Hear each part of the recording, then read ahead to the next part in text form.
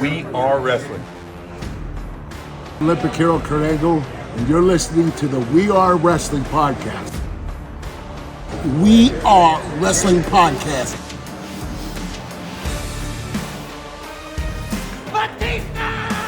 Hey everybody, Eric Bischoff here, and you are listening to We Are Wrestling Podcast. You're watching We Are Wrestling.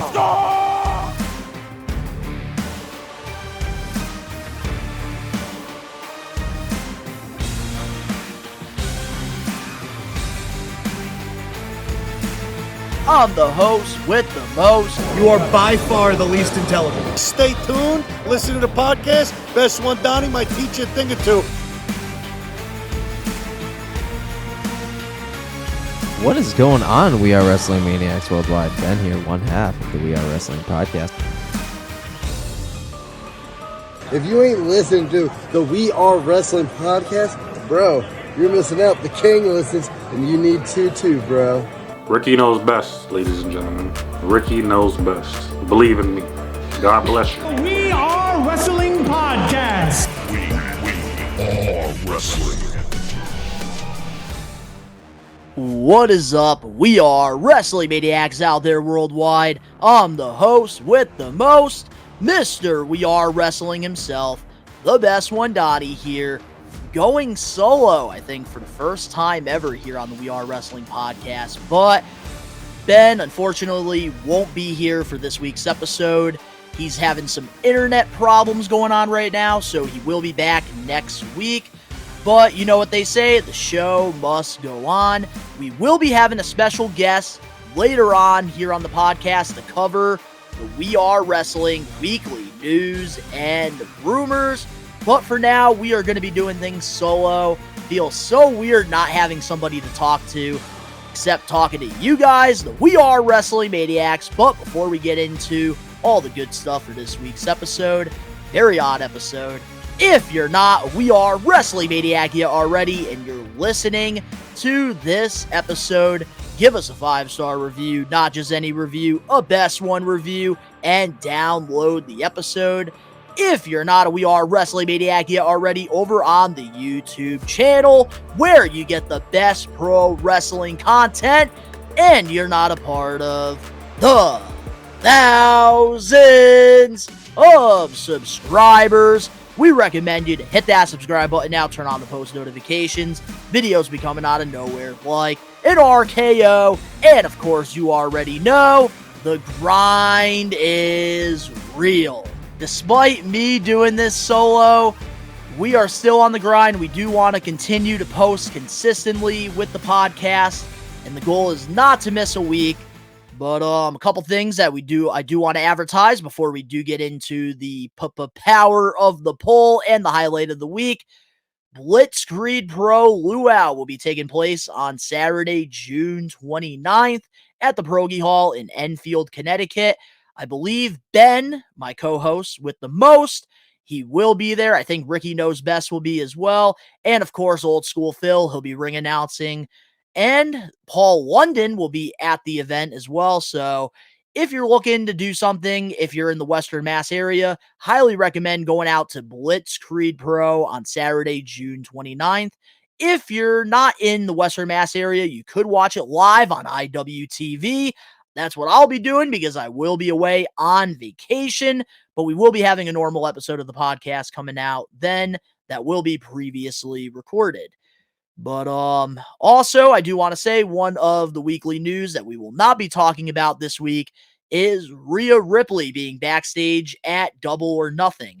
Fightful put out a report on that, and I feel like there's not really much to talk about on that because I feel like when it comes to like spouses and partners, they're always showing up. Like, look at Malachi. He showed up to the WWE Hall of Fame with Zelina.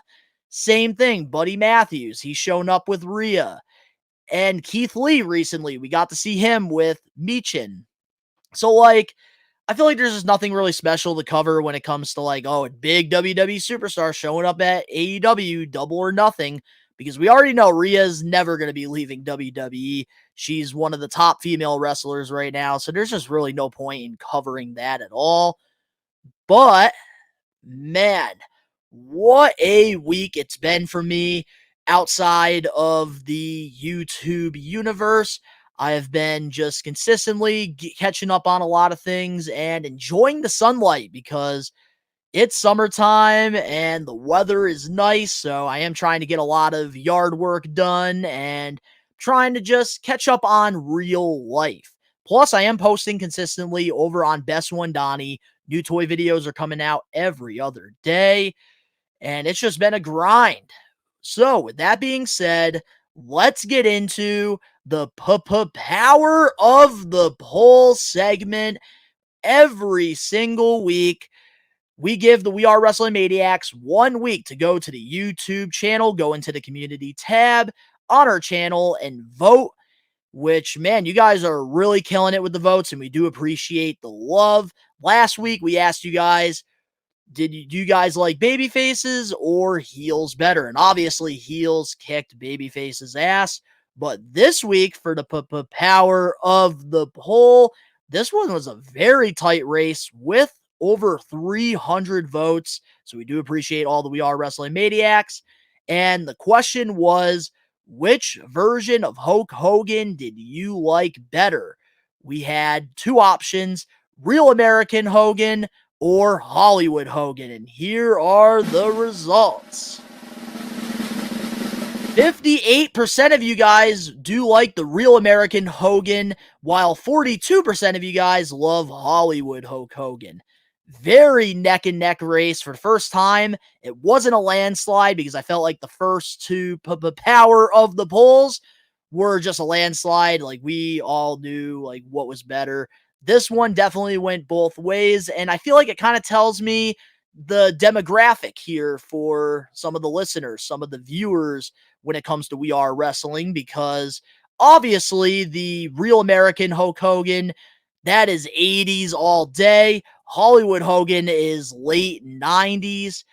And I grew up more with Hollywood Hogan because obviously I was born in the late 90s and I watched wrestling in the early 2000s. So I was more familiar with Hollywood Hogan. And I feel like it's one of those things where it really relies on your age, whether or not you like Real American Hogan or you like Hollywood Hogan, because obviously wrestling in the 80s was completely different than wrestling in the 90s. And just through time, everything evolves. Just like, the wrestling figures behind me. Through the years, they have evolved. They went from being just these rubber guys to now being these really incredible real likeness with articulation.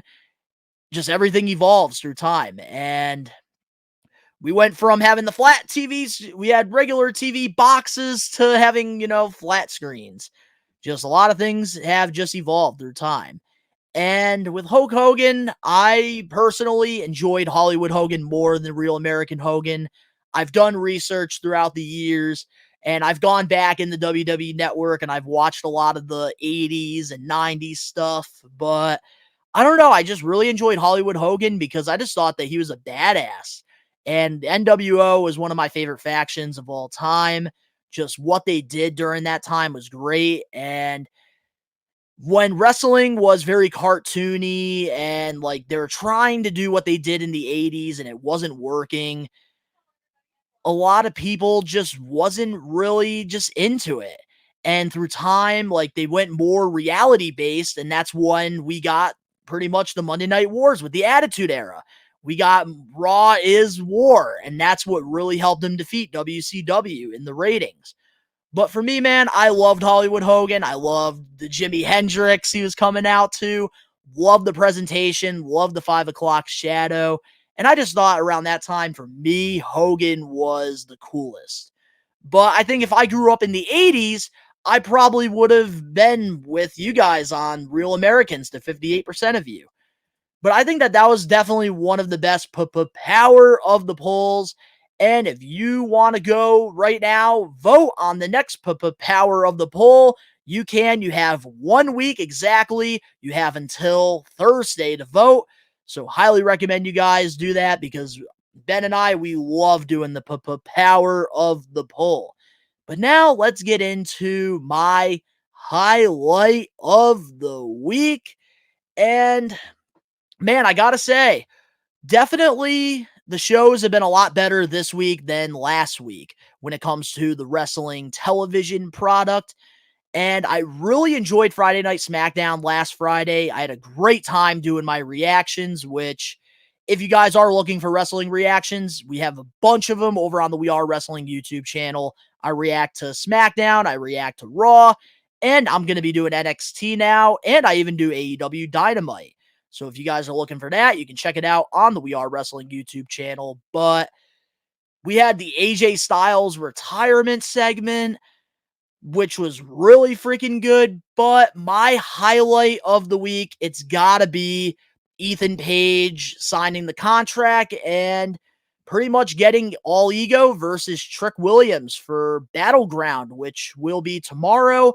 I will be doing reactions to it. There will be no live watch along for it, but honestly, I really liked how they did it with Ethan Page. I thought that he looked like a fucking superstar when with the NXT contract negotiations, and I love that he used his star power to get him an NXT championship title shot.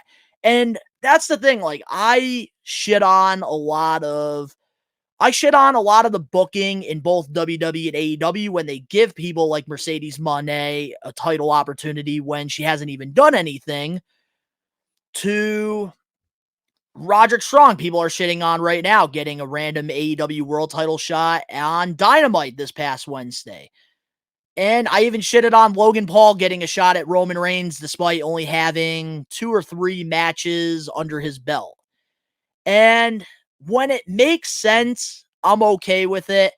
And for once, it actually made sense because Ethan Page is a free agent and he is trying to sway Ava and NXT to sign him to a contract.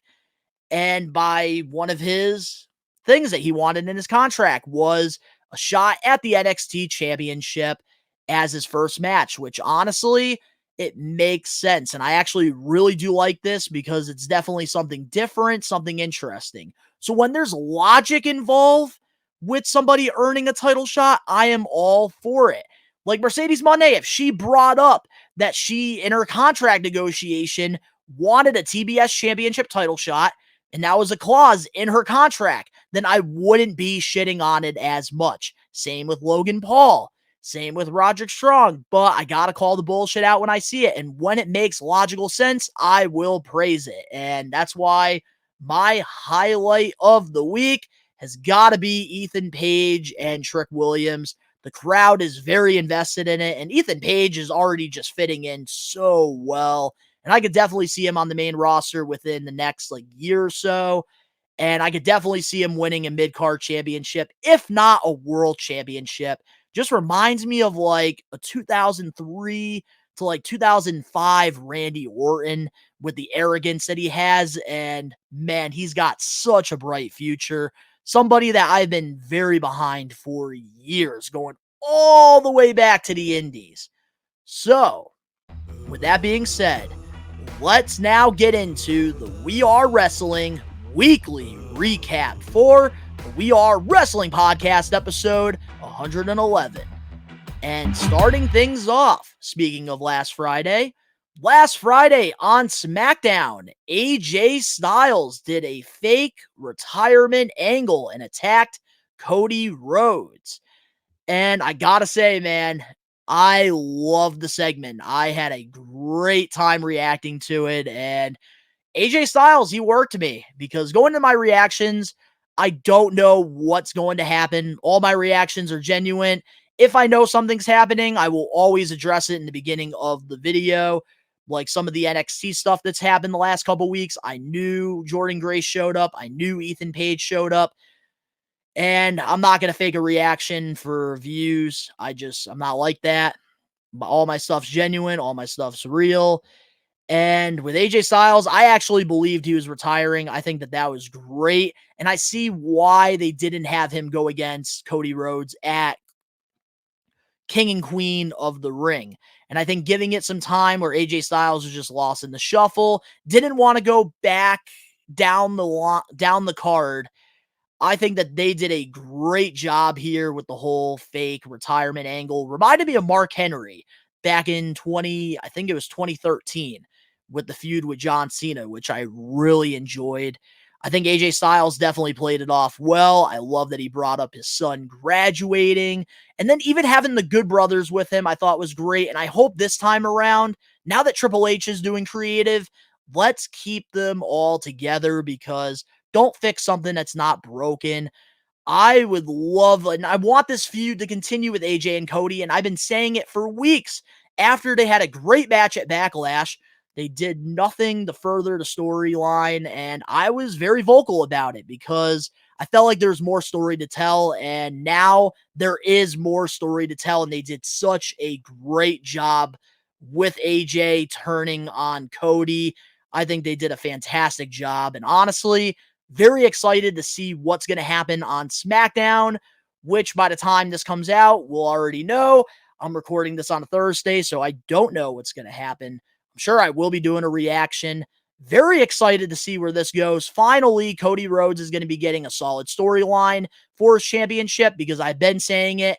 Swerve Strickland, I felt like right now he's been a better world champion than Damian and Cody. But now I feel like with Cody Rhodes and AJ Styles feuding, I think Cody Rhodes is going to get back to the top easily. No doubt. I just want a storyline to be invested in so that we can just get over the whole Cody underdog finishing the story. It's time to move forward. And I think AJ Styles is the right opponent for Cody to move forward. The matches have been great, but now we need some more storylines. And I hope that this feud with AJ, I kind of hope it goes until SummerSlam or Money in the Bank at least. But really enjoyed it. But moving on now to our last We Are Wrestling Weekly recap for this week. This past Monday on Raw, Sami Zayn challenged Chad Gable at Clash at the Castle. And I gotta say, I have just been I've been really enjoying Chad Gable as a heel. Reminds me of 2000 Kurt Angle. Love what they're doing with him. And I think him and Sami, I'm glad that they're giving Sami like a solid storyline here with Gable. It makes sense. The only thing that has been driving me nuts, and I'm just so bipolar about, is the whole Alpha Academy. Like, you have Otis, which I love the dynamic with Otis, because I feel like eventually he's going to get that massive babyface pop when he decides to turn on Gable, which I kind of hope they ride it out for a little bit longer with that. I am okay with Otis, but like Maxine and like Tozawa is just, I feel like it's just a waste of space, honestly. And it's like, there's only so much you can do. There's only so much like more you can take from it. And I feel like by now they should have had Tozawa at least out of Alpha Academy, and they should have done something. They might be having something bigger in the works, which is why it hasn't happened. And just got to be patient. But I do like what they're doing here with Gable and Otis. I think it's great. Maxine has been all right, but I kind of just wish that like she can just finally just slap Gable across the face and just lay down the law on him, because if you go back to the beginning of Alpha Academy, Chad Gable and Maxine didn't even like each other. They barely like each other. Maxine was mostly with Alpha because of Otis. So, like, that's the only thing, like, I have the mixed thoughts about is just Alpha. I'm just impatient. I'm ready for the Creed brothers to join Gable, and I really hope at Clash, Chad Gable wins the Intercontinental Championship, because I think that he can go on a great run with the title and really make the title even more prestigious. But at the same time, Sami Zayn is starting to build up some credibility with the title. But I just think right now, like, you're going to have a heel take the title from him. And if it's not Chad Gable, it's got to be Braun Breaker. It's one or the other, and I'm okay with either Breaker or Gable. But I think right now, Gable definitely should win the championship. But that is it for the We Are Wrestling Weekly recap this week. Up next, we have, of course, the comment of the week and the We Are Wrestling Weekly news and rumors. We'll be right back with more We Are Wrestling Podcast, episode 111. and I can't wait to not be alone with this next segment. Hello, I'm Elias, and you are listening to the We Are Wrestling Podcast. Are you looking for wrestling content? Well, We Are Wrestling provides everything pro wrestling. The best one, Donnie, Huckins, and the Load Rager Ben are wrestling marks like you who love this sport. We Are Wrestling has it all when it comes to wrestling content. We have different podcasts, vlogs, reactions, full wrestling matches, live pay-per-view watch-alongs, interviews, predictions, and so much more. Only on We Are Wrestling. What are you waiting for? Subscribe and become a We Are Wrestling Maniac now. We're back, and we have a special guest here for this week's episode of the We Are Wrestling Podcast. You want to introduce yourself? What is going on, everybody? Danny Huckins here, man. You guys may remember me. I used to be a part of the podcast full time, ended up taking a leave of absence, but I am filling in this week for the Lone Rager, Rage Circus, man. Ben, unfortunately, had some circumstances beyond his control, couldn't be here today, so I decided, what the fuck, man? I have an hour to kill. I'll fill in for him. That's right. So this week's episode is just all over the place, and most of our news is the We Are Wrestling weekly news and rumors. But before we get into that, every week we do this thing called the Comment of the Week. If you want to get your comment featured on a future episode of the We Are Wrestling podcast, all you got to do is just leave a comment. And this week, the winner is at Dark Lightning Fearno 6666. And he commented this: The Rock beat Cody for the title, but then Jay comes out and cashes in his Money in the Bank. Imagine if that happens. So, Danny, I gotta ask you, could you see that happening with Jey Uso? Because this past Monday, they did tease that he could be in the Money in the Bank ladder match. Yeah, he pretty much did say that he was he was entering into the Money in the Bank ladder match.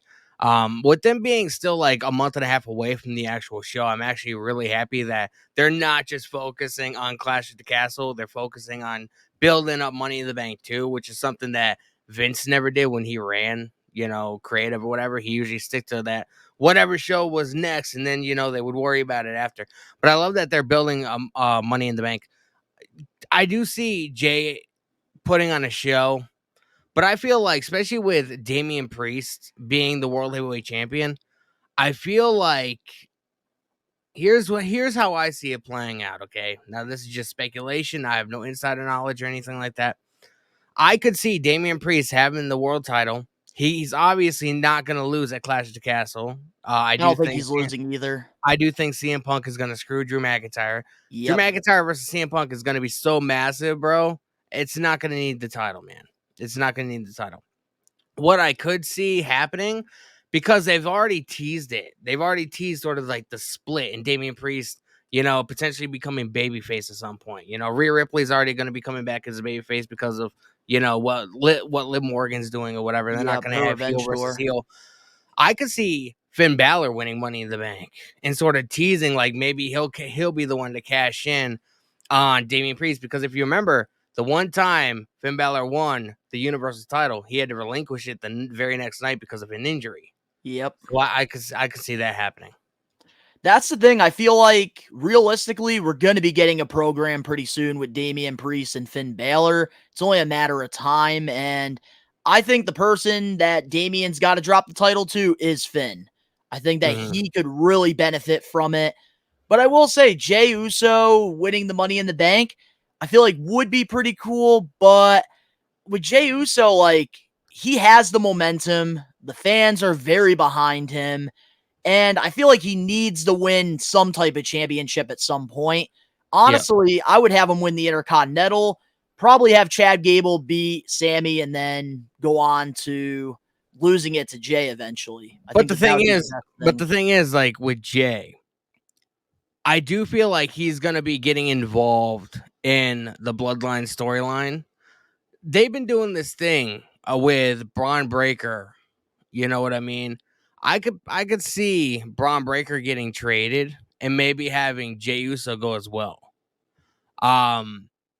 I do think Jey Uso is going to be involved in the Bloodline storyline. Roman Reigns is coming back as a babyface. Jimmy's going to be coming back as a babyface because of what Solo Sikoa did to him, and I can see Jey Uso also. And we're obviously still going to be getting, fuck. I have a massive brain fart now. What the fuck is going on? Wait, with Jey Uso, you were Jey talking Uso. about. Yeah, I do think Jey Uso is going to be. It's going to be like a bloodline civil war in a way. It's going to be Jey Uso, Jimmy Uso, and Roman versus Solo Sikoa, Tama Tonga, Tongaloa. I could see that happening. I just feel like what other direction are you going to go with it? We already know Roman's going to be coming back as a babyface. Bro, every time Solo Sikoa is on television, we want Roman chance. There's no way he's coming back as a fucking heel, bro. Like Definitely not. They can't. No. They can't. Exactly. It wouldn't make any sense. And Solo's already manipulating Paul Heyman as well, so we're gonna have to wait and see what happens there. And we're still gonna get. But Jacob I don't. Too. But when it comes to the comment, though, I will say one thing I don't see happening is Rock beating Cody. I don't think that'll happen at 41. And like I said that when it was supposed to be Rock versus Roman. I think I literally said on the podcast, I was like, what is it gonna do? Beat Roman and relinquish the title to go back to fucking Hollywood. And that's literally what the fucking plan was. They were going to have him dethrone Roman Reigns, and the next night on Raw, he was going to relinquish the fucking title. On what planet does that make sense? Doesn't make sense at all. But congratulations to Dark Lightning Firo 6666 on the comment of the week. If you guys want to get your comment featured on a future episode of the podcast, all you got to do is just leave a comment. So, with that being said, let's get into the We Are Wrestling weekly news and rumors. Starting things off, I don't know if you're familiar with a reality TV show on Peacock called The Traitors. Are you familiar with that show or no? I am not. So I'll kind of talk about this real quick. So right now they're currently filming season 3 of The Traitors, and former WWE superstar Nikki Bella will be competing on the reality show, The Traitors. And pretty much the show is, if you ever watched Survivor, it's similar to like Survivor in a way where pretty much people are competing, and pretty much they pick 3 traitors in the house full of just different reality stars, and pretty much like you can't tell, like you have to pretty much guess who the traitor is. It's kind of like the mole. Like you try to like get the mole out. Basically, you're trying to get the traitor out, but the traitors only know who are the traitors. So Nikki Bella will be competing on that. Honestly, I'm very excited to see where that goes, because I know this will be the first time a wrestler competes on that. So, hey, more exposure for wrestling. I mean, Nikki Bella, when she was an active wrestler in WWE, she showed her athleticism. I do think she'll do really well. And like Nikki and Brie, they have sort of like over recent months and even recent years, the last couple of years, they've been doing a lot of reality shows. I think they did Dancing with the Stars. They did America's Got Talent. They did, bar. What's that bar show that used to come on after Raw? I can't remember the name of it. I never watched it, but I remember. The only thing I remember from like back in the day with Raw was Chrisley Knows Best. Oh God, don't get me fucking started on that. Oh my goodness, like it would always play after like Raw, and I always lost my shit. Yeah, but over the last couple of months, they've been having this sort of like this reality show. Blake, what's his fucking name? That country singer, what's his name? Blake Shelton. Blake Shelton was on it, I think. Nikki. I know what you're talking about. Just the name is just not like. I just can't think of the name of it. I'm sure you'll find a picture and fucking throw it in the video somewhere. But yeah, so I mean, I do think she'll do good. I don't know anything about it. It's not my demographic. I probably won't watch. You know what I mean? But you got to have some kind of athleticism. And regardless if you like those kind of competition shows, you got to kind of have some level of respect for the people competing, because I mean, not just anybody can do it. You know what I mean? It's a mental game. Like it's almost like American Ninja Warrior, Exactly. And the thing is, like, there's a lot of politicking involved with this show. And I feel like Nikki Bella, if she was a traitor, I think that she could definitely pull it off without the contestants knowing she's the traitor, because she's obviously been like in front of a camera for all these years, and she's played, characters where she's had to turn on her sister and stuff. So Yep. definitely something interesting, which I do highly recommend. If you haven't watched The Traitors, go check it out. It's a pretty good show. Yeah, I But was about to say that you are 100% like the demographic for that show, because I'm a reality junkie, man. you're I into love the like challenge. Survivor and stuff I like love that. Survivor. Oh, yeah. I hate Big Brother, though. But moving on now to our next weekly news and rumors. Recently, during an interview with CBS, Tony Khan was asked about Ricky Starks and stated this: I think Ricky Starks is tremendous. I'd love to get him involved and back in AEW anytime. He's been a huge part of what we've done here for about 4 out of the 5 years, and tons of respect. What's your thoughts on the statement about Ricky Starks that Tony Khan made? Ricky Starks, there's a lot of people that like to say, like, household name. They like to bring that up when it comes to AEW. And I will say, like, AEW over the last couple of years, they have, sort of have, in a way, been WWE 2.0, because they brought in a lot of ex-WWE stars and stuff like that. Mercedes Moné, Saraya, Malachi Black, Buddy Matthews, et cetera, Jericho. I mean, the fucking learning tree. You better respect Jericho, man, or he'll come and yell at Hi, my guys! face. I'm sure we'll talk about him by the end of the show, man, because yes, I kind of fuck with him, man. He's making it more annoying every week. He's making it more annoying because he knows how angry it makes the audience, and it's fucking hilarious. That's why it's so funny. People hate it, and he's a heel. Like, a lot of people have to realize, like, a heel is supposed to piss you off. You're supposed to not like it. That's why I'm enjoying it. But back to what you were saying about Tony Khan. But Ricky Starks is no doubt about it. I don't want to say he's quite at the level of like MJF, but he's definitely a household name. He's built a lot of credibility for himself. He has a lot of equity from a lot of the things that he's accomplished in AEW. And I mean, I don't quite know why Tony Khan is deciding to keep him off TV. I don't even think he knows. I know Ricky Starks did an interview, and he was asked why he's not being showcased on AEW TV, and he's like, I don't know. I asked Tony Khan, which is where I think this question came from.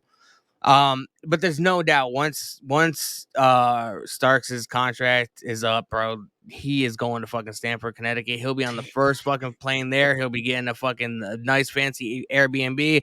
He'll be Paul Levesque will be there. He'll be signing his name to the dotted line. He's a fucking Cody Rhodes guy.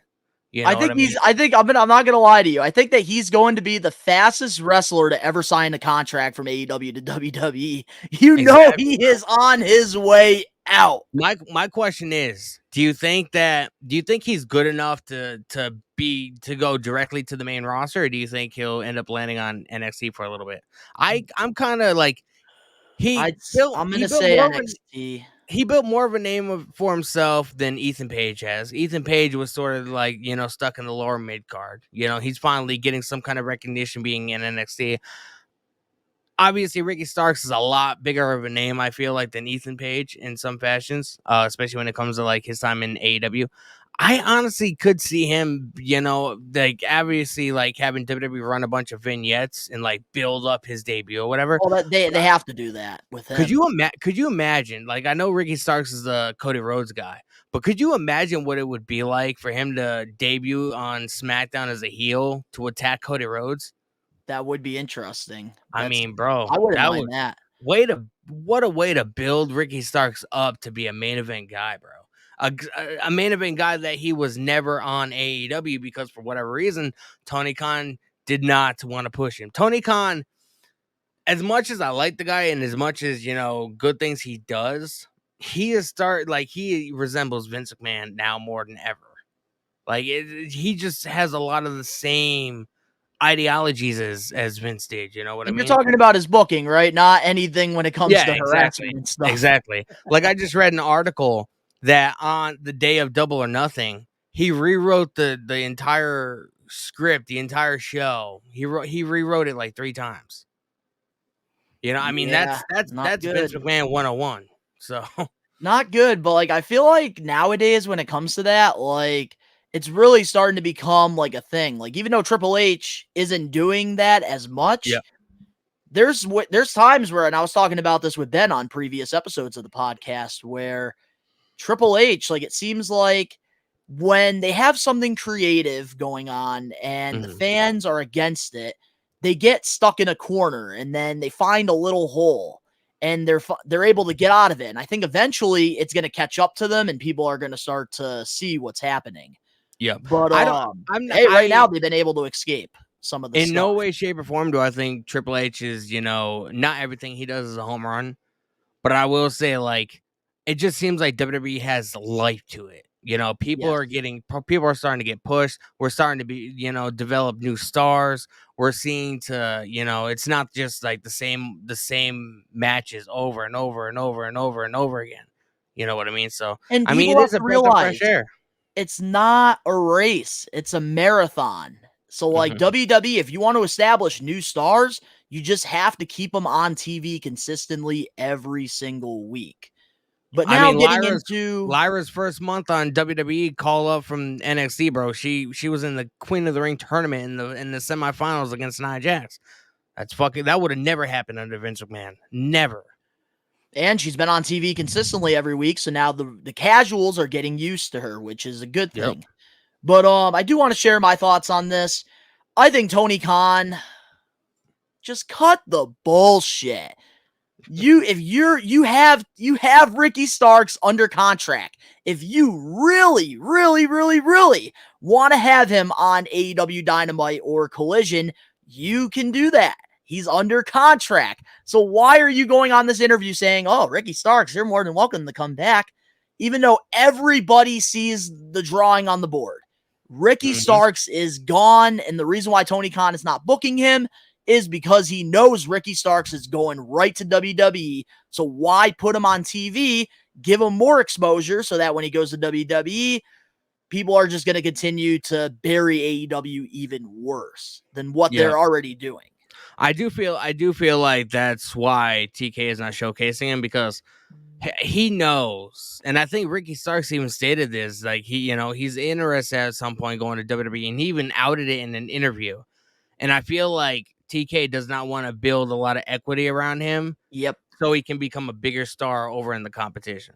Exactly. And that's the reason why we're not getting Ricky right now in AEW. But here's the thing, to the AEW haters, I don't want to hear, "Oh, freaking WWE wouldn't do that." Yes, they would. Because if one of their stars was saying, "Oh, I'm going to go to AEW," and the drawing was on the board, guarantee you WWE would not be putting them on TV. Or if they were putting them on TV, they would bury them.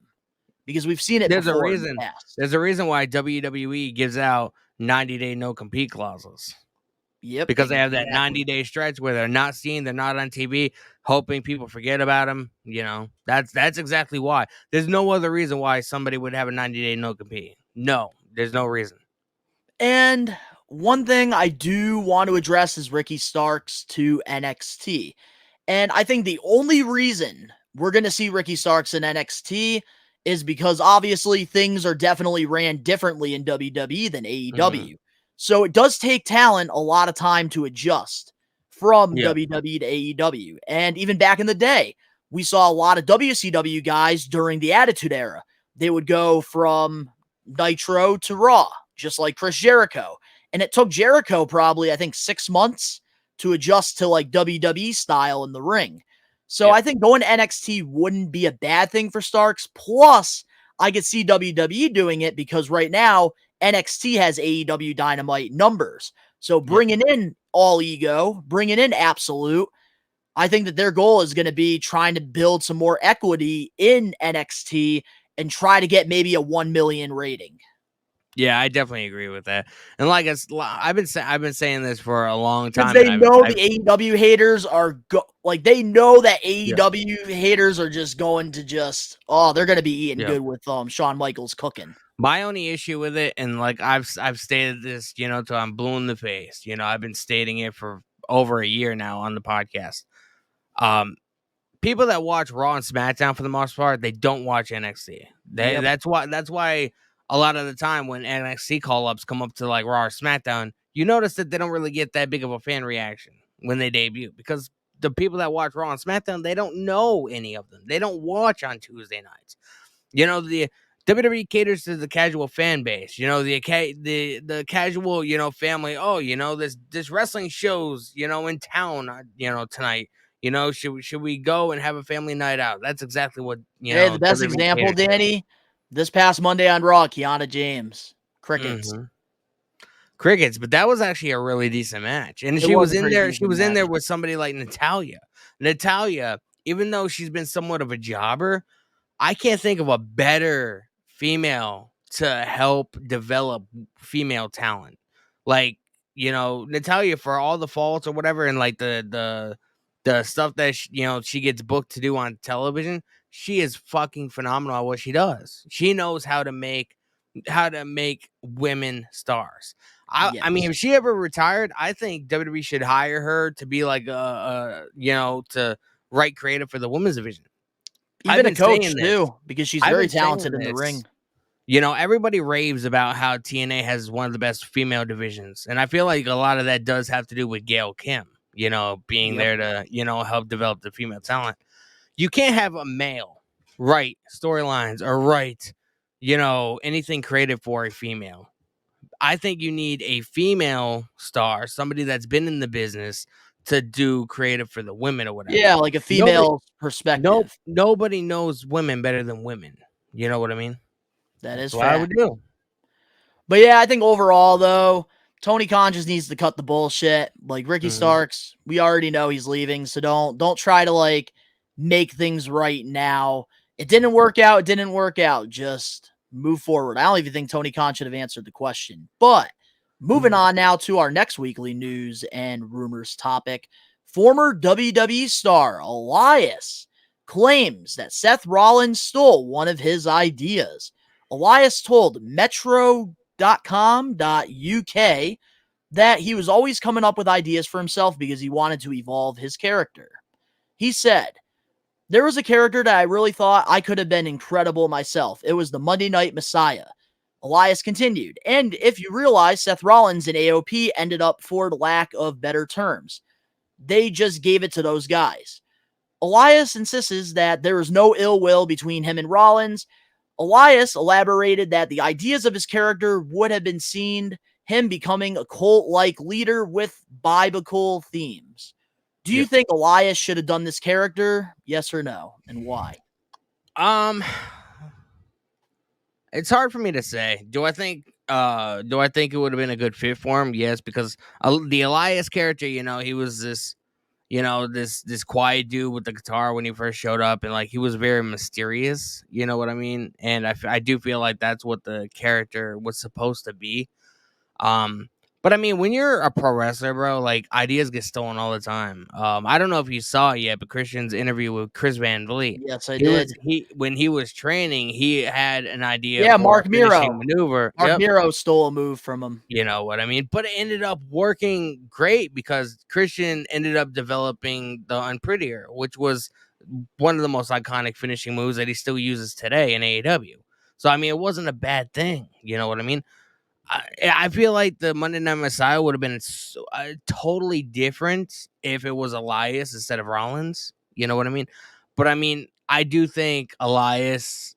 I don't think he was booked, the way he should have been. He could have been a main event guy if he booked Oh correctly. my god. Everything like you create in a WWE superstar, he had it. Like he should have been Intercontinental Champion at least.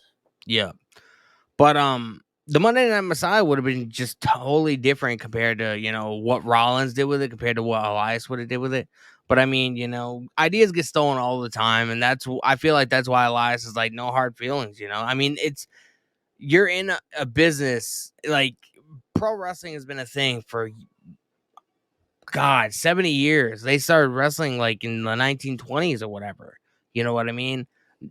It's very hard to develop new things.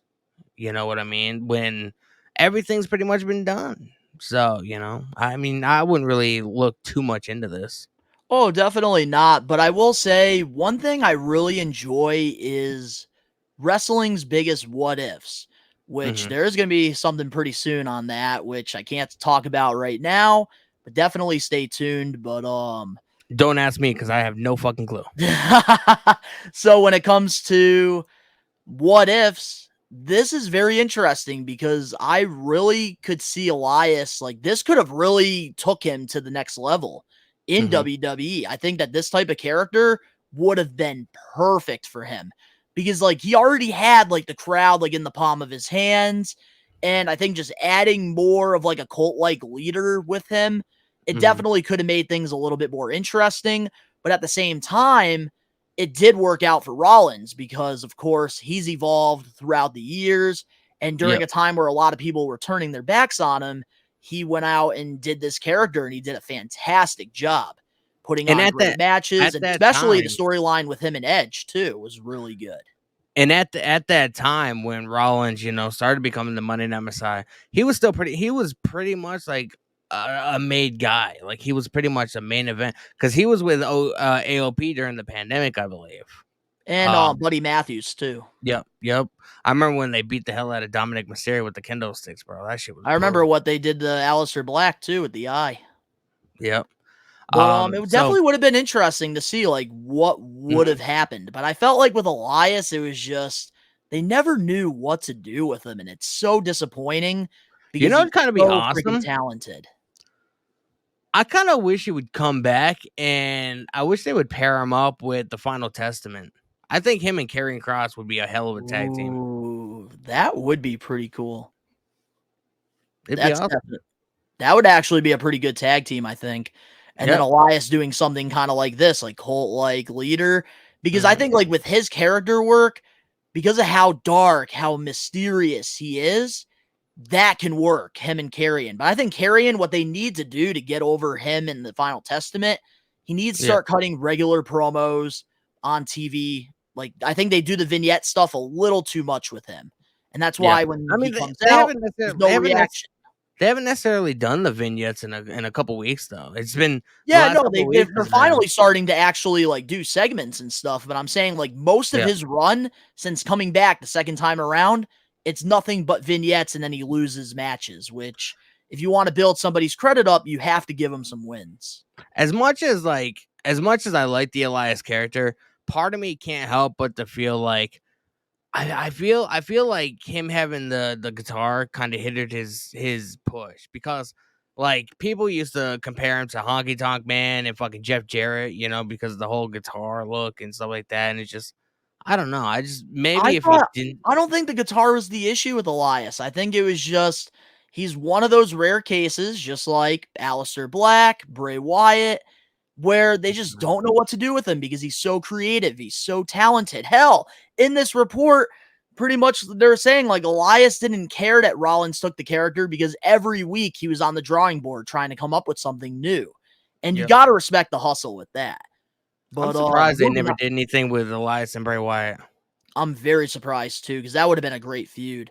I think Mhm. we would have gotten that with Triple H. But moving on Oh yeah. now to our next weekly news and rumors. Vice TV will be airing a new 4-part documentary series called Who Killed WCW. I'm sure you've already watched the first episode. I know I Y- have. yes, And for before those before we do talk about this, the question that I do have for the both of us is we've only seen one episode. There's still 3 more parts. Who do you think killed WCW? But give your thoughts on the episode first before we do get into I think it was a mixture of things, and I know Vice TV is a very niche thing. Not a lot of people have access to it. It's kind of like Access TV. Nobody has access to it. But I always made that joke back in the Vice day. TV. I don't know if they're gonna do it to all the episodes, but Vice TV did release the first episode on their YouTube channel.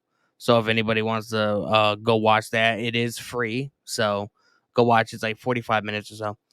I enjoyed the episode, man. They went in depth. They went in depth in NWO. Hulk Hogan's obvious, debut or whatever, and the match at I believe Halloween Havoc where Sting won the world title, or whatever. They talked about how the ending of that match could have been so much better than it was, and I was cleaning and hanging out with Vicky when I was watching it, so I was only half paying attention. I'm gonna have to go back and like when I'm laser focused and like Yeah, they fully did a watching really good every job clip. with the visuals on that episode too. Oh yeah, and like in this 4-part documentary, because I did watch Eric Bischoff's live stream that he did on the 83 Weeks YouTube channel that him and Conrad Thompson did, and apparently we're going to be hearing in one of the episodes somebody that some woman or whatever that worked for WCW that has never ever until now done an interview regarding a WCW anything. Ooh. And it was somebody that's very close to Eric Bischoff or whatever, and people over the years have tried to get her to talk about it, and she was just never interested, but somehow they got her for this. So I don't know what episode it's going to be in, but we are going to be hearing from a lot of people involved, heavily involved in WCW. So I'm interested. I hate the fact that I was so young at that time. Me too. When the Monday Night Wars were happening, I was like 7-8 years old. I wasn't old enough to really appreciate it or really understand what was happening. It wasn't until the WWE Network came out, and you could go back and rewatch some of the stuff or Same whatever. here. That's what You I know what did. I I mean? binge So- watched it all. I'm so envious of people that were born in like the early 80s or whatever. It's because they were teenagers when the Monday Night War was happening, so they could really like sink it in and like really appreciate like that era of pro wrestling. Because regardless of what people want to say, like pro wrestling is in a boom period right now, but I don't give a fuck, bro. It will never hit the heights that it hit during Never. the Monday Night Wars, bro. Like Never. WWE and WCW were pulling in 15 million views each week. I like that. We're hasn't happened not in in years. that we're not in that era anymore because we have social Nope. media. So more people rather watch stuff in shorter form content. Yeah. But I will say this about the documentary. I gotta say, they picked a really good selection of people to do these interviews that make it really interesting. I love that we're even getting like a perspective from The Rock in a Vice TV series, which I think is so freaking cool. Did you But you could definitely tell there's more money that's being invested in this series than Dark Side of the Ring, because look at the talent that are friggin' sitting here doing these interviews. I am so interested in seeing like this entire documentary series. And when you have somebody that hasn't spoken up about anything until like a documentary series, it's going to be good. Exactly. And my highlight is going to be kind of a funny one, but everybody knows, the how Bret Hart feels for WCW. And in one of the interviews in this part 1 of the documentary or whatever, he was like, "Thanks for nothing, fuck off," or something like that regarding WCW. Yeah, I can't believe they actually had Bret Hart do an interview. Like when he saw the title, "Who Killed WCW?" Bret Hart said, "You don't even have to pay me for this. Interview me." Can I say whatever I want? I'm not gonna get canceled by the cancel culture. I can't wait to see what he says about Goldberg, because that's gonna happen in some episode. Yeah, Goldberg was in this episode. Not a lot, but he was. Hey, but he's got interviews, so he's gonna be in it. I like how at the beginning of the episode it showed like everybody that they were going to interview, and they did like the clapboard or whatever. I don't know. Cool. I like that. The That's editing one that thing they too, did. like, I want to know, Danny. I don't know. You might know this more than I do, but I've always wondered, like, how the hell does Vice TV, like, how are they able to show like these clips, like WCW stuff, even like Dark Side of the Ring? They show a lot of old WWF stuff and like ECW stuff. I would imagine. Never understood. I would imagine, because everything has you can get licensing rights for anything. You know what I mean? Whether it's streaming, whether it's showing certain clips, you can literally right now send an email and get the rights to like a 5 Finger Death Punch song or whatever, and have it like in the podcast. I mean, it's costly depending on what you're going to be using it for. But why would WWE allow them to do that? That's the only thing. The Rock is one of the main producers on this project. The Yeah, Rock no, like is part of TKO. No, like I totally get like Who Killed WCW, why, but like Dark Side of the Ring, they also show clips too. So like I don't really understand that like side of it as well. It's all a business, bro. If anybody knows, let us know in the comment section below, because I've been trying to figure that out. It's all licensing, bro. WWE doesn't care as long as they get money. They're paying for it. Just like Dark Side of That's the kinda Ring. They true. obviously have the money for it. Vice TV, is fronting the bill. They can't show like a full show, but they have licenses for each clip or whatever. So they're paying like a percentage for, to have some of that way they can't, they'll legally they can show some of the clips or whatever, but they don't ever show like full matches or anything like that or anything crazy. Yeah. It's just like little clips and stuff, but Yeah. always found that interesting. Just was very curious to see if you knew, but I think that this documentary series is going to be great. The first episode really got me interested. I love the group of people that they have in these interviews. And honestly, I love that, like, it's pretty much like a mystery, like who killed WCW. And I'm just going to say it. The one person, in my opinion, right now that I think killed WCW and is fully responsible for its death is Hulk Hogan. And one reason only, because he didn't do an interview for this documentary series because he knew he fucked up. Oh yeah, he didn't do an interview for this. That's right. That's why Eric Bischoff and everybody else has to speak for Hogan, because he knows he fucked up. And think about it. He was really the first person to get creative control. So having that power with Hogan, that was just a domino effect. After Hogan got it, everybody else wanted it in their contracts, and I think that's what led to WCW's death. Realistically, I think Hogan, Nash, and Hall were like the highest paid superstars WCW ever had. Like they were making more than 6 figures a year. Like the astronaut. I think Hogan at one point, somebody said he was making like 10 million a year or something like that in WCW. and that's the thing too. Hulk Hogan was the first one to be signed before Hall and Nash, but because of Hulk Hogan's contract news being out there, that's why Scott Hall and Kevin Nash, they had a lot of control, creative control, because they knew what happened with Hogan.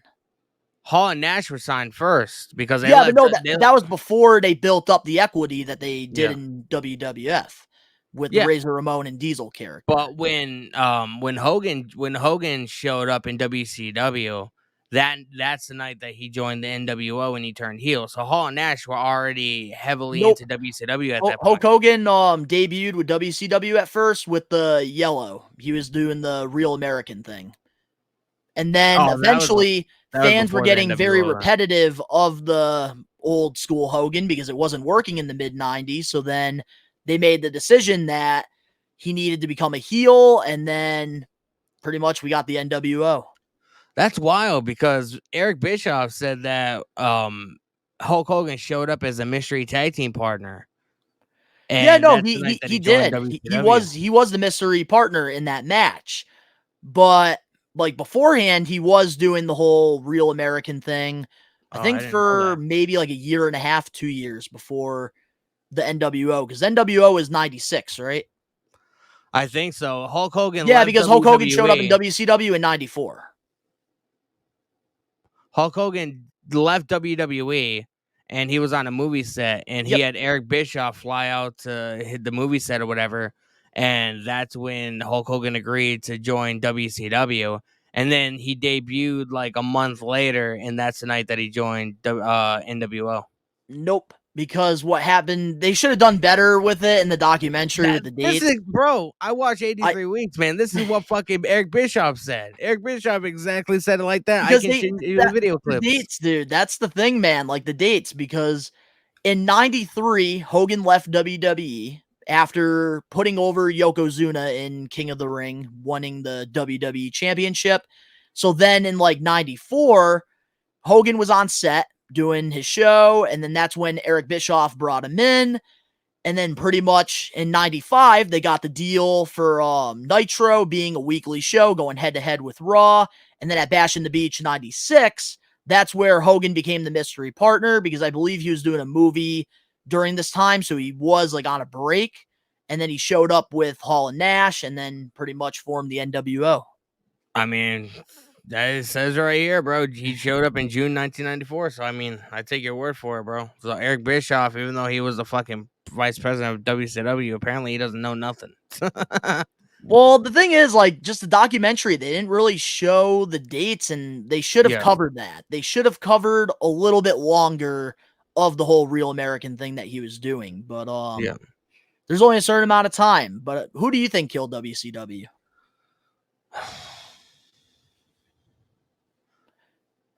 As people are probably gonna look at me weird, but I honestly think it was NWO. Like NWO was obviously they brought a lot of life to WCW, but also at one point, literally everybody was joining NWO, and it just became a domino effect, and like literally, bro, like everybody was in NWO. Scottie Pippen was in NWO at one point. Dennis Rodman. Dennis Rodman. But they were on the same team. Yeah. I'm But not a basketball person, that but is definitely really interesting, though. Like the NWO, that does make a lot of sense because it was great at first, but then they overbooked it, and that's all notice they how had. DX, bro. Notice how DX. They had China, they had the New Age Outlaws, they had X-Pac, they had Shawn Michaels, they had Triple H. They didn't have not everybody was joining fucking DX, and I feel like that was a downfall for NWO because at one point, literally everybody was fucking a part of that group. Definitely. And it's always one thing, like the original Nexus, nothing beat original Nexus. When they eventually had CM Punk take over, it wasn't the same. I'm surprised And when CM it's one Punk of those took over, it didn't situations. fucking get over. I'm surprised. CM Punk was a massive star at that point. Well, at that time, though, CM Punk was a part of Nexus when he did cut the pipe bomb. Yep. But basically, the contract was up, and then luckily things just worked out the way they did.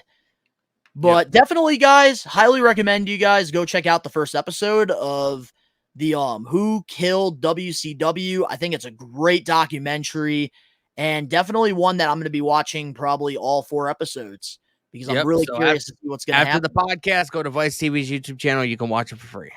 For free. But moving on now to our next weekly news and rumors. WWE's main roster minimum salary is $350,000. What's your thoughts on the money? You think it's too low? You think it's too high? Or do you think it's just right? I kind of think it's a little too low, to be honest with you, because last I checked, NXT's salary intake was like, if you're like obviously like Trick Williams, he's probably bringing in like 150,000 a year. I think the lowest is like 60. You know what I mean? So being on the main roster and being, selling out arenas and, traveling the world or whatever, and you're only making $350,000 a year, even though it's a lot more money than we have, I still feel like it's way too low, man. Like you see basketball players and football players bringing in fucking like 70 mil a year. You know what I mean? And I like, not to discredit them, but I do feel like pro wrestling is a lot more dangerous than being an NFL player or being a basketball player. Like, they're playing a game, yes, that is like, you tackle and stuff like that. But like they're not intentionally fucking getting thrown around a football field. Being a sports fan, I'll make this short and sweet. The reason why professional wrestling is more dangerous than the NFL, than the NBA, is because there's no off season. Mm-hmm. There's no off season in professional wrestling. Football, basketball, they do have off seasons to recover their bodies and they're able to go back. Plus, in football, they have the helmets, and with concussions, they've definitely gotten a lot safer throughout the years. And with the NBA, injuries and stuff do happen, just like football, just like hockey, all the sports. But it's not as common, I don't think. When it comes to professional wrestling, they're literally putting their bodies on the line all year round, and it's pretty much a cycle. You're just going and going and going. At least when it comes to sports, they have an off season to really take that time. I feel like the lowest salary that WWE main roster superstar should take home would be around $2 million, and that's even low for the amount of stuff they put their bodies through, and like it's just extreme. Like one wrong move, bro, you can get paralyzed for like look at Draws. He fucking D'Lo Brown gave him a fucking just a power bomb, and he was paralyzed the rest of his life. You know what I mean? Like pro wrestling, bro. Even though it's like, I get it's not as popular as like NBA or NFL or whatever, but just for the risk factor, I do feel like these guys should get paid so they can be set the rest of their fucking life. Because most professional wrestlers, like their careers usually don't go past, 45, 46 years old. You know what I mean? It's a very rare, like the list is very low for people in their 50s still going. You know what I mean? Yeah, so here's, what I think about it all. I think that $350,000 is good. Obviously, everybody deserves the bag at the end of the Yeah. day. Like when I hear people complain, "Oh, the NBA, they make too much money. The NFL makes too much money." Da da da da da. It's like honestly, like obviously we all want to be successful at what we do. That's why Yep. you and I, we both are content creators. We obviously want to make the most money we can possible. And that's why for me, like, I don't really get mad at like athletes making all of this type of money because they are out there putting their bodies on the line for our entertainment, Yeah. regardless if they have helmets on, regardless if they have an off season, Yep. regardless, they're putting their bodies on the line for our entertainment and they're generating all of this money. WWE is a multi-billion-dollar company. Yeah. And I think that $350,000 is good, but one thing I feel like WWE needs to do, I think they should be covering like the cost of the traveling and stuff like Yeah. that. That's Because what they I don't know do. They that's don't the cover only issue I have. They With don't it. cover hotel rooms. They don't cover rental cars. I don't know if they cover flights or not. I'm not quite I think sure. flights are the only thing they cover, I think. Yeah, but rental car that comes out of the pockets, hotel rooms and stuff like Food. that. I know Maven did a whole video on that, which Yeah. guys, if you're looking to like really get a lot of insight, like when it And comes to like, professional wrestling, not only the We Are Wrestling podcast is the yep, place to be, go to Maven's channel because he did a whole thing on like salary and like what it costs to be on the road. And honestly, like if you're going to be making $350,000 as the minimum, I think that's a good thing because I think every superstar has to earn the bag. Like yep, you have to start off low to eventually get a max contract. And obviously the big names, they're not making $350,000 because they yep. worked their way to get to that point. But But I think also that the like WWE should be covering the costs of their traveling they and stuff. they should. And like, I just part of me feels like $350,000 is just way too low for traveling 300 some odd days a year, and wrestling multiple nights a week. You know what I mean? There's just so much risk to it, and like I think WWE should have a program in place that shows these, because there's a lot of talent that's very young. Like Well, there's they're getting taken advantage of. Javon Evans, he's fucking 19, 20 years old. You know what I mean? I do feel like WWE should have a program in place that shows, talent, especially younger talent, proper ways to invest their money, save their money. They should do a lot of financing like that. I think That's that one would work thing really that well. I will take my hat off to the NBA because that is something that they do nowadays for their younger players and stuff. Yeah, Before they go into like the league, they do like these meetings and they like really like show like how you should be investing your money yeah, and saving it so that you can, create generational wealth. yep.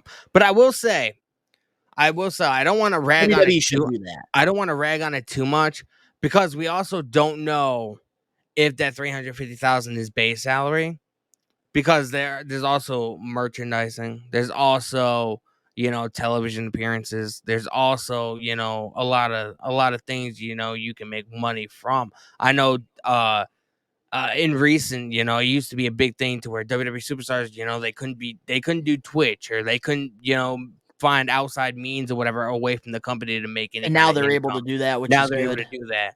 I don't know how much money each superstar makes from merchandise sales, from their t-shirts and stuff like that, because I know they get, You a still get a percentage cut. of that or whatever.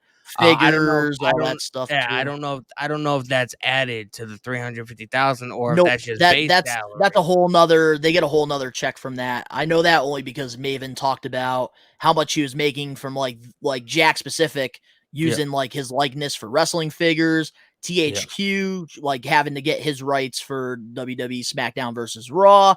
It's a whole separate check, like pay-per-views, whole separate check from what they're getting in their salary.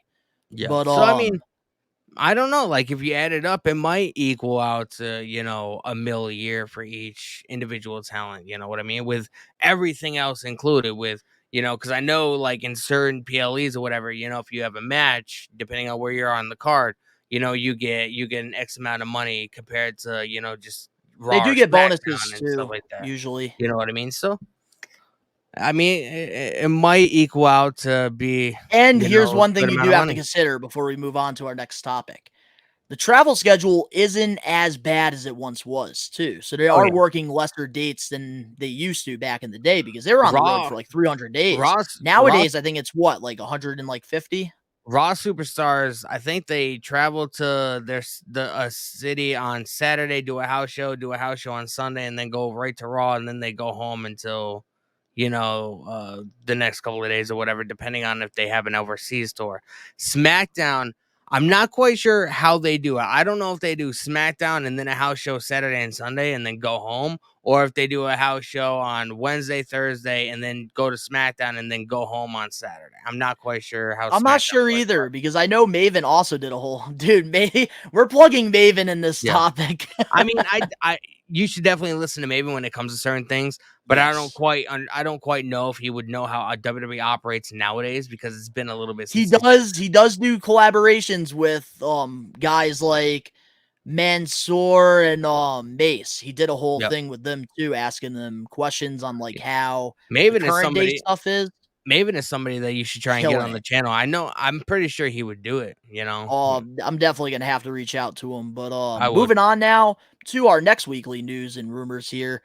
Penta is a free agent pretty soon. Yes. According to Lucha Libre Online, Penta's AEW contract is set to expire between August and September of 2024 of this year. There's interest from WWE with him. Would you like to see Penta in WWE? I would and I wouldn't. I was thinking about this, and I ended up running out a little while ago, and I was looking on my phone. And I was reading the article. Penta and Ray Phoenix. I mean, obviously with them being brothers, they're good. They're good together, but they're good singles also. I don't know if Penta's gonna want to go somewhere else and leave his brother in AEW, or if they're both gonna. I don't know what their contract status is. I know Penta's contract expires in between August and September. I'm not quite sure, man, because like we were so hyped about Andrade coming back to WWE, and it just seems like Lackluster. I don't want to say that they're dropping the ball with him. It's just they don't have much for him to do. And I do feel like, having another luchador. I mean, they have Rey Mysterio, they have Dragon Lee. Having another luchador with a Right now, mask, I dude, mean, WWE's main roster is literally WCW when it comes to like lucha wrestlers. Like they have a Exactly. stacked lucha roster. Exactly. I don't want him to just be another fucking Mexican guy in a mask. You know what I mean? I don't want him to get lost in the shuffle because we know how good he is. You know what I mean? So it's like Super it's a hit or talented. miss. It's a hit or miss. I wouldn't have him sign with WWE unless unless they come up with some kind of creative for him to do. I wouldn't just have him sign just because he was good in AEW. Let's see what he does over here. You know what I mean? I don't see Penta going to WWE. Not right now, at least. I think WWE has more than enough luchador wrestlers right now to where if Penta does go over there, he has a great look to him, but he is going to get lost in the shuffle because there's already so many talented luchadors. Dragon Lee, he's finally getting some TV time, having him under Rey Mysterio's wing. So you can't really do stuff with Penta and Rey because Rey's already doing stuff with a bunch of other luchadors. And then you have Dirty Dom, who's becoming just better and better every single week. Yeah. And you have Andrade, obviously, just signed him. So you know that they're going to do stuff with him. They have Legado and they have LWO. So, like, I don't know. I think Penta just doesn't fit WWE right now. And timing is everything. Yeah. And I feel like AEW, they know how much of a draw the Lucha Brothers are, especially for their pay-per-views. And I think that both Penta and Rey, once both their contracts are up, which I'm assuming Rey's, They probably added time because of all the injuries he's sustained. I Yep. think that they're going to get the bag from AEW, and I think it's going to be a contract that they can't say no to. And I do like you know, They've been they're day one signings for AEW. Yep, you were just talking about them as, you know, they have a lot of equity as, you know, the Lucha Brothers as a tag team. One of the best tag team matches I've seen in AEW history was the cage match that they had with All Out. the Young Bucks. I think from All Out 2021. I think that match was fucking phenomenal. Hold on, I'll show you something that's pretty cool. I have it right here. This was actually from the All Out match right here, the Supreme. That was from the cage match. Penta and Ray Phoenix. That is fire. But yeah, I don't know. I don't see Penta and Ray being in WWE. They love to do their crazy move sets, and especially with like the new direction that AEW is going in, more focusing on the professional wrestling. Yeah. Lucha Brothers fit perfect. I do feel like, you know, like Buddy Matthews, he's gonna be WWE bound when his contract expires. Yep. Malachi's gonna be Malachi's WWE gone bound too. I'm wondering if WWE is gonna look at Brody King. I mean, he's a monster, bro. You see, here's one of my predictions. I think Malachi and Buddy, they're gonna leave eventually. Brody's gonna become a singles act, and I think he's gonna get over. Yeah, I don't see him going there yet. I mean, Wardlow was over too at one point, and then he's fucking as cold as ice right now, you know? Yeah, and that's the thing about Wardlow. I do got to say about a quick little take here. I think Wardlow going to WWE now is very slim because Braun Breaker basically is a Wardlow, but like 10 times better. They got so many similarities. But I mean, I could see him going there at some point, but yeah, you never know. And I'm curious to see like what WWE free agents are going to go to AEW, because right now we've been seeing a lot of things with the news. Becky Lynch is a free agent right now. AEW guys are going to WWE, and like we haven't really got to see like any upcoming free agents for WWE that are going to transition over. It's been a minute. I feel like AEW shouldn't worry about WWE free agents. I think they should worry about more homegrown talent. And that, I feel like that's where a lot of frustration lies, because like AEW is, even today, has one of the best rosters on the planet. But Tony Khan only has a select few people that he fucking wants to push. And that's why I said he has so many similarities to Vince McMahon. It's fucking insane. Vince McMahon had a select few people that he loved to push. You know what I mean? They had to have a certain look to them. Tony Khan's the same fucking way. Totally agree with that. But we have two more news and rumor topics here. So moving on now real quick to our next topic. According to Fightful, Humberto Carrillo's WWE contract is set to expire this summer, with the two sides working on an extension, and his partner, Angel Garza's WWE contract, is set to expire on August 1st. The two sides are negotiating, and there is an offer on the table from WWE. Do you think WWE should re-sign them? I do. You know, they were sort of jobbers, and then they went to NXT, sort of, you know, redeveloped themselves and, you know, made somewhat of a name for themselves, built up some equity, and now they're part of Legado del Fantasma.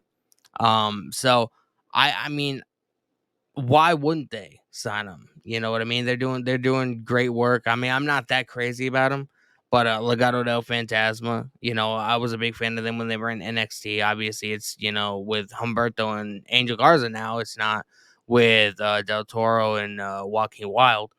But I mean, I enjoy what they're doing. You know, they're great for the, you know, tag team division. It's a breath of fresh air. You know, WWE needs to really start working on the women's division as well as the tag team division. You know what I mean? So that I agree with, especially now that the titles are split up and they have their own identities. Definitely need to do that. But I will say, I think that Garza and Humberto, they definitely should re-sign with WWE. I think they're being booked great under Triple H. And I'm not going to lie, I love the original members of Legado. I love Joaquin. Yep. Obviously, DJZ, I loved his work in the Indies and TNA back in the day. And you know me, I love my homegrown indie guys that I get to watch. But I think that Garza and Humberto are definitely a way better fit with Santos. And that's why absolutely. I think they have to re-sign with WWE. I don't see them going anywhere else. And they're very consistent in the ring. They're great. They have good chemistry. Those are one of like the random tag teams that they paired up, and it actually worked. So I hope that they do re-sign. Yep.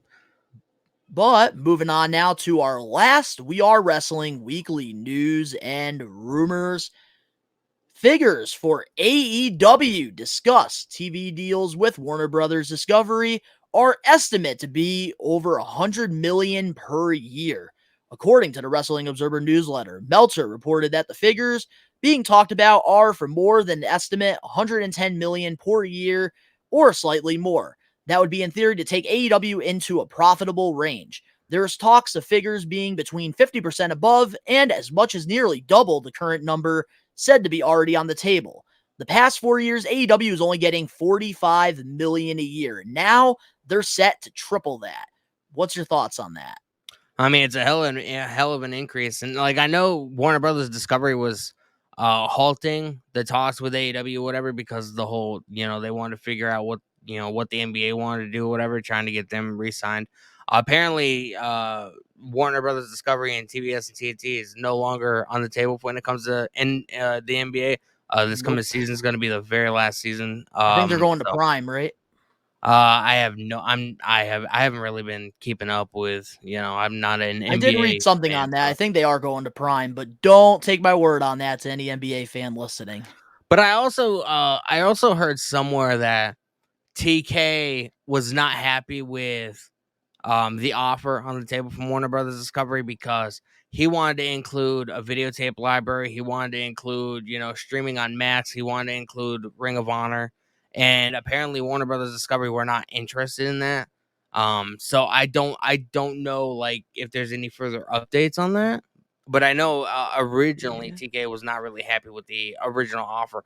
But I mean, $100 million a year, it sounds really good, and it is. It's a lot of fucking money.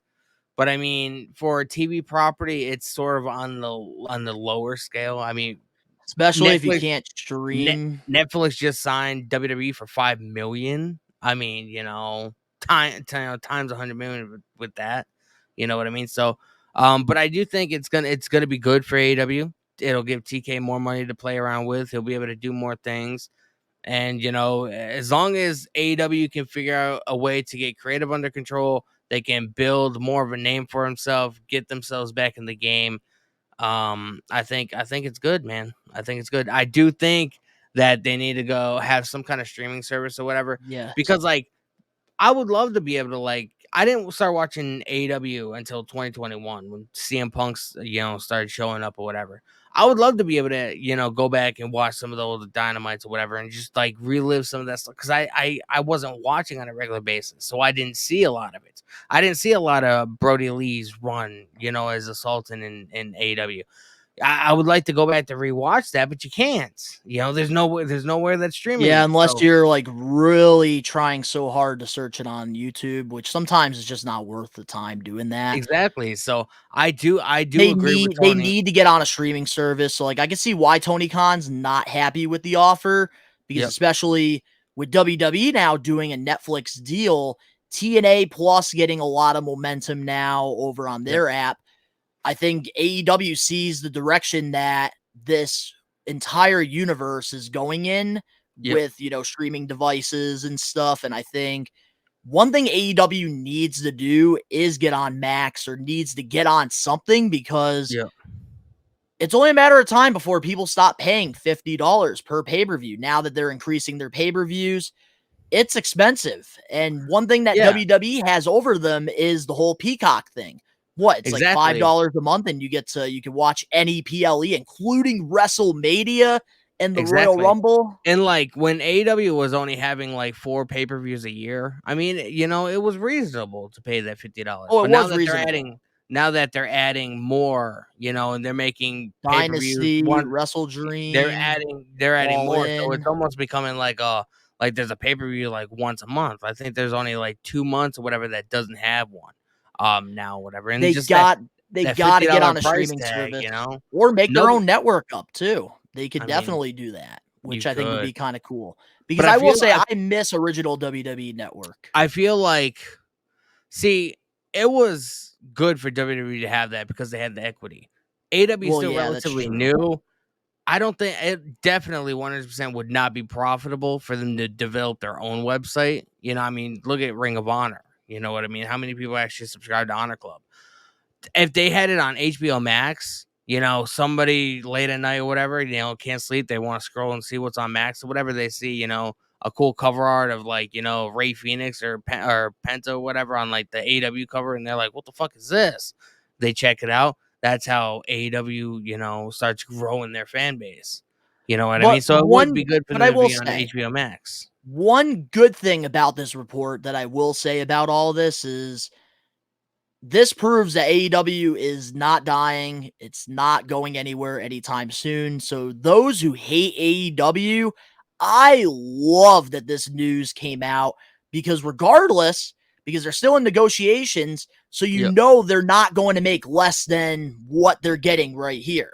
So Yep. this just proves they're already going to be tripling the amount of money that they've made within the past 4 years, which is great. And even all of these superstars have come out and even said, like, having AEW as an alternative has been a great thing, not only for them, but it's great for the fans as well. And I think, man, the people that are doing the whole tribalism thing, I feel fucking sorry for them because right now we are in a boom period and pro wrestling right now, it's a great time to be a fan. And I feel like years from now, when we get out of that boom period, which I don't think will happen for another maybe couple years.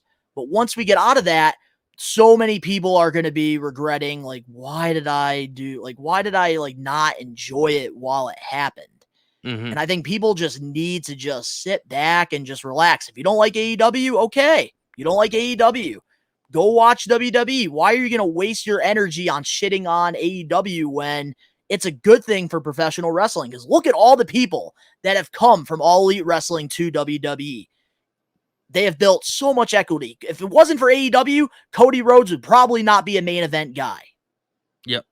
CM Punk would have never came back to professional wrestling if it wasn't for AEW. Exactly.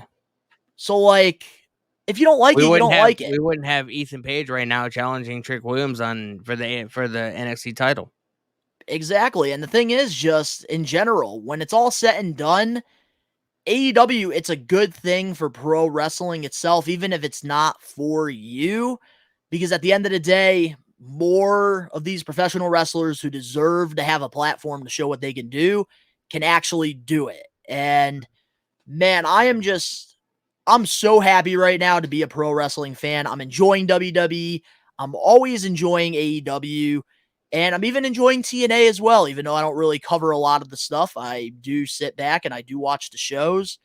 It's a great time to be a fan. And man, I think people are just going to regret it. Because I think years from now, AEW will get appreciated.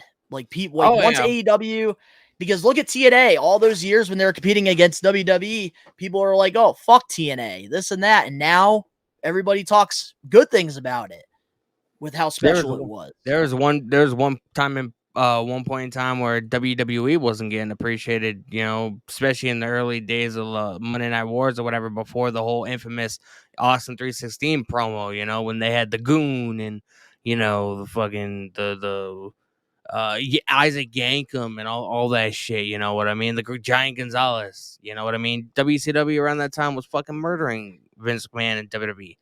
You know, it wasn't until Austin 316 and the whole McMahon versus Austin thing, you know, started running wild in the late 90s that really, you know, brought life into what WWE could and the possibilities. So the people saying that AEW is going to be dying over the next couple of years, they have no idea what they're talking about. You know what I mean? Not every company is going to be successful right off the bat. It's going to take some time to really develop, you know, what your company is. And I feel like AEW is still, you know, they're still in the beginning trenches of it. And that's the thing. It's like I always see the picture of like the camera side with AEW. Oh, they draw like 1 week they drew 800,000 and then you had people talking shit about it. And it's like the company's only been around for what, 4 or 5 years? Yeah. Like, come on 2019. now. Like, people don't realize that like ratings just don't mean shit in 2024 because there's a lot of people that go just on the YouTube page and they'll watch the segments on there. There's people that will go to TikTok, Instagram, Facebook, all these social medias, and they'll watch And the stuff. YouTube, I believe Hulu Live TV, YouTube Live TV, like none of the viewers on there really count towards the overall view, like the ratings for that. It's Liv not unless Morgan you watch on kissing traditional Dom TV. overall on social media got 45 million views. Yep. So, and then Raw, Raw drew, was it Like 2 million or like a something million, like that, 1.75, something like that. But like, Mhm. still, like the ratings don't really matter in today's world. It's like, I don't know why people like always just consider that and like ticket distributions, this and that. Like, this news here is great for AEW, and I'm happy it's not going anywhere. Exactly, man. But Danny, I appreciate you being a part of the We Are Wrestling weekly news and rumors with me. There's a lot to unfold. And guys, if you want to go support Danny, he's posting wrestling reactions. He's doing live watch alongs to the weekly shows and pay-per-views over on his channel. I believe it's Danny Huckins PW, right? Danny Huckins PW, man, road to 1,300 subscribers. I'm finally able to get memberships and super chats during live streams on my channel now. I'm 1,000 watch hours away from being able to have ads on my videos, so I've been fucking grinding. And it's not going to be like a regular thing. It's not like, because I know they do shows like every Saturday one at the UFC Apex. But all the big UFC shows, man, I'm starting to do live watch alongs to that. I did a live watch along to UFC 302. I plan on doing Conor McGregor versus Michael Chandler on June 29th, the day before AEW Forbidden Door. So make sure you guys come through. I'm doing a lot of stuff on my channel. Danny's getting into UFC. I fucking love it, man. I mean, love it. bro. But guys, But I do highly encourage the Maniacs, man, to go out and support you as well. And you can even go support me over on Best One Donnie. I'm doing toy videos, and I'm actually close to 1,200 subs right there as well. So we're pretty neck and neck there. Bro, we have our own Monday Night War.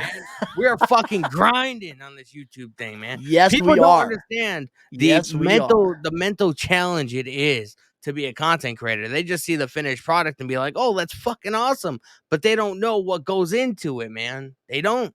It's fucking exhausting, but it's so worth it. Whenever we get a new subscriber, whenever we get a new viewer, whenever we, our views start going up, bro. And it's all thanks to you guys watching this podcast, supporting us, man. That shit means the fucking world to us. So just remember that. Absolutely. Loved catching up with you. Up next, I will be back solo for the main event topic. We'll be right back with more We Are Wrestling Podcast episode 111. Yo, monkeys. We are Wrestling Podcast, and you're not. Bang! Collecting has always had a special place in my heart, going all the way back to when I was a kid. I remember my parents taking me to Toys R Us and waking up on Christmas morning to a bunch of new action figures. I had bins filled with thousands of rare WWE, WCW, ECW, and TNA figures through the years until, unfortunately, I ended up selling my whole childhood without knowing the true value of my collection. 2 years after I made that horrible decision, the pandemic hit, and I realized there was a part of me that felt missing, and that was collecting. My whole life, I have loved collecting wrestling figures, wrestling memorabilia, classic video games, Nickelodeon stuff, sneakers, Funko Pops, and even Angry Birds.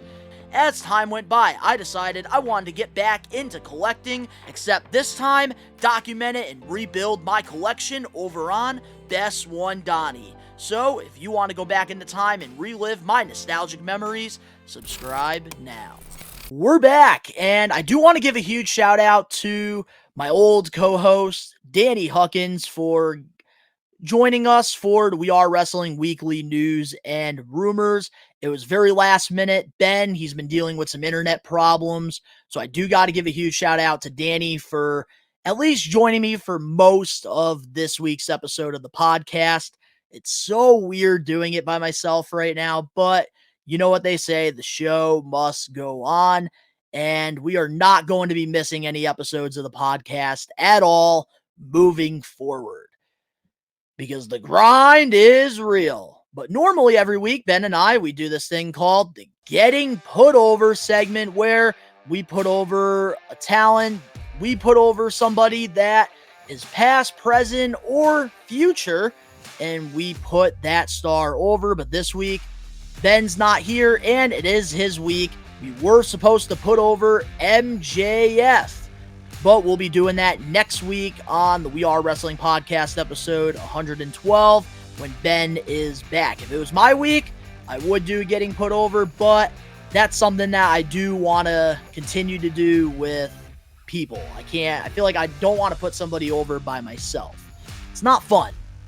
So, with that being said, let's get into the main event topic for the We Are Wrestling Podcast episode 111. And our main event topic this week, Randy Orton takes shots at Vince McMahon. Bob Orton was recently inducted into the St. Louis Wrestling Hall of Fame, and while at the event, Bill Appier had a chance to speak with Bob's son, Randy, about how he feels about the new changes in WWE so far. Orton stated this. All right, so let's hear what Randy Orton has got to say about this. I haven't listened to this interview at all, so you guys are going to be getting my genuine reaction here. So roll it. Vince McMahon had us, he had Raw on Monday Night Live where, everyone's doesn't care if he had kids. I came to him when I was 35 and my back really started going. And I pleaded with him like, man, I got to not do as many shows, maybe do half the tour and be able to recover. And he just looked at me and was like, oh, I need you on those shows, Randy. Mother Nature gets us all. What? Mother Nature? Wrestling than wow. I would have been involved in some way, shape, or form with the WWE. I think, gosh, I might be wrong, but I might be the only guy that's only ever wrestled for one company his entire career. I could be wrong, but so I don't see any reason why I got to leave. I see being a part of the WWE family from here on out. And if I wouldn't have been able to go back to wrestling, hey, you got to respect the loyalty. Been a coach, trained, done something, maybe, yeah, an on the road producer. Maybe help Herb Simmons promote SICW. That sounds like a ball. I would do that a lot. I would. Kudos to Randy Orton for doing this. One last question for you. Because obviously he was there that weekend to support his when dad. You look at the current crop of WWE talent, who are the people, male and female, who stand out to you that are going to have the career that a Randy Orton had? Has. Yeah, I mean, it's not over for you. Yeah, I mean, it's hard to, I don't have a crystal ball or anything, but Austin Theory is young and he's got a great look. I want to hear the Vince McMahon stuff. What the hell? I know where his head's at. Oh, there we go. The Triple H era. There we go. This is the last. This is what we're supposed to talk about. The Triple H main event topic. And the era before this is totally different. Yeah.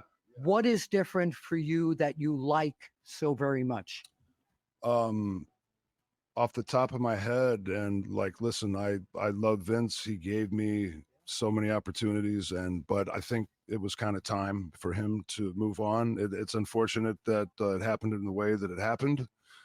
But it's definitely nice having people in charge of me that understand how important it is for you to be home for birthdays and home for Thanksgiving and home for Christmas. Vince McMahon had us, he had Raw on Monday Night Live where, everyone's doesn't care if he had kids. I came to him when I was 35 and my back really started going. And I pleaded with him like, man, I got to not do as many shows, maybe do half the tour and be able to recover. I can't believe you made that Mother Nature I need you on those reference. shows, Randy. Mother Nature gets us all. And to hear that, So go, okay, well, up. I guess there's no other, thing I can do other than just, wear myself out down to the nub until, I can't walk anymore for this man. And all the opportunities he gave me, it's nice having him out of there. And it's nice having his son-in-law, Triple H, running the game. Nick Khan's great. Everybody, the TKO that's come in, stepped in, they seem to get it, and it's a different era. Yeah. It's a different era. The RKO Better. and TKO. Better. Right, exactly, like you said. But Way I better. think the way that they care for talent nowadays and make sure that talent's good, and if they need a little bit of a break, we're only human. They get it most of the time. Thank you so much, Randy. Damn. Honestly, man, Randy Orton definitely said it best there, which at the end of the day, we're all humans. And obviously, these are larger than life characters that we're watching on weekly television shows. And like we grew up idolizing these stars like John Cena, Triple H, and of course, Randy Orton. And it's crazy that things have finally changed for the better. It's to me, it's shocking that it's taken this long for things to finally change. I think wrestlers definitely deserve to have the holidays. They deserve to spend time with their loved ones and their families. Because at the end of the day, the athletes, when it's all said and done, because I know Danny and I, we did talk about like the athletes and like the NBA with football and all these other sports, they have an off season. WWE doesn't have that. And these performers, they have to miss the holidays for entertaining us.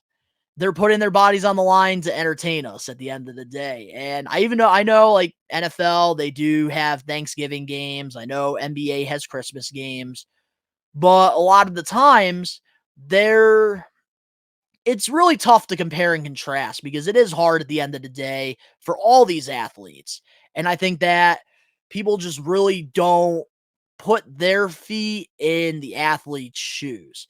But I think that especially like a star like Randy Orton, who has given you more than everything he has, for Vince to say, Mother Nature gets us all, that to me is just wow, is so fucked up because Randy Orton has given more to WWE than what Vince has given to Randy, I feel like.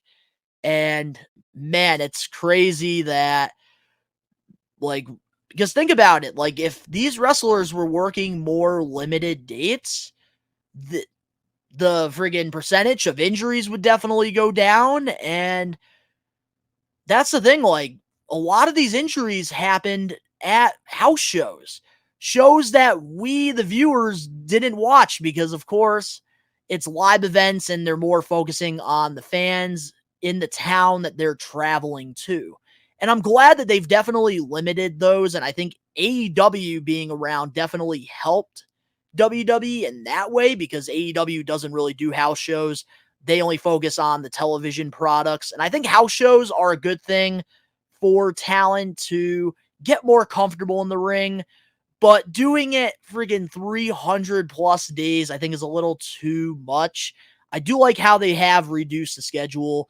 And now the performers get to enjoy the holidays with their loved ones, Christmas, Thanksgiving. Like, they deserve to have that. And honestly, I think the new changes in WWE have been a great thing for the performers, for the talent. And I'm happy that right now wrestling is at an all-time high. And right now, if you are a professional wrestler, you do have a lot of control over your career. And a lot of changes have happened because in WWE, like, we've heard the stories from former WWE superstars with all the politicking that happened, all the last minute changes, and just all the chaos that was involved. And it was just a very chaotic work environment. And you're not really going to get the best stuff when you're in a chaotic work environment. Morales are going to be low. Morales are going to be all over the place. And it seems like right now, all the WWE superstars, the morales are very high. They all have the same goal, and that is to go out there and give us the best wrestling possible. And you could tell Randy Orton is having so much more fun under Triple H than Vince. And that's what it should be, because that's the thing, like, the energy, when I feel the energy through something, like, if it's negative, then it's going to make me negative. and I'm not going to enjoy it as much. And I feel like with WWE having all these guys at an all-time high, if they're out there having fun, they're going to give us the best work. And they're going to be happy to go to work. And that's when you're going to get the best results. And at the end of the day, like, best example is, let's say I'm doing an episode of the We Are Wrestling podcast, and I'm not in the best of mood. The episode's going to suck because I'm not in the best of mood, and it's just not going to be a good episode. That's why content creators, they always have to times 10 when they're in front of a camera. And that's something that I've learned throughout the years of being a content creator. And I think that right now WWE is at an all-time high, and I love that, you know, the talent, they get to work less dates, and it's just better overall without Vince. Like, all the chaos that's happened, I really hope justice is served for Janelle Grant, and I really hope that Vince McMahon pays his dues for all the fucked up things he's done throughout the years. But very interesting take from Randy Orton, and I got to give him respect for doing this interview with Bill during a weekend that was pretty much like honoring his father into the Hall of Fame. Randy Orton, he could have just been there for his father and that's it. But the fact that he went on and he did this interview with one of Bob's good friends, Bill, I think that was really cool. And definitely a great question and definitely something to consider. So let us know in the comment section below your thoughts on all the topics that we covered this week. Maybe one of your comments could be the comment of the week. The only way to do that is by commenting down below, interacting with us, letting us know your thoughts on some of the stuff that we talked about. And if you guys enjoyed this week's episode of the We Are Wrestling podcast, I know you guys probably all miss Uncle Ben, America's favorite uncle, Wrestling's punching bag. He will be back next week. Smash that like button now because this was very hard for me to do by myself. This is, I think, the first time that we've done like a solo podcast. Also, go to the We Are Wrestling YouTube channel and go vote on the next Power of the Poll, because it is a great segment and we really want to continue doing it. And the only way we could do it is by you guys voting. If you're not a We Are Wrestling Maniac yet already and you're listening to this week's episode of the podcast, give us a 5-star review, not just any review, a best one review, and download the episode. But if you're not a We Are Wrestling Maniac yet already, over on the YouTube channel, where you get the best professional wrestling content, live watch-alongs, predictions, vlogs, reactions, everything pro wrestling. Hit that subscribe button now, turn on the post notifications. The link's down in the description below. You can go follow me over on my social medias and other YouTube channels. All that down below. Also, you can go check out Danny Huckins PW, where he's doing live watch-alongs consistently to the weekly episodic episodes. And he's also doing reactions over there as well, which I will say, when I'm in this studio busting my ass editing content, I do be watching Danny's videos, and they're so entertaining. Go support him and check him out. All his links will be down below as well. But to all the We Are Wrestling Maniacs out there worldwide, we are taking over. Peace.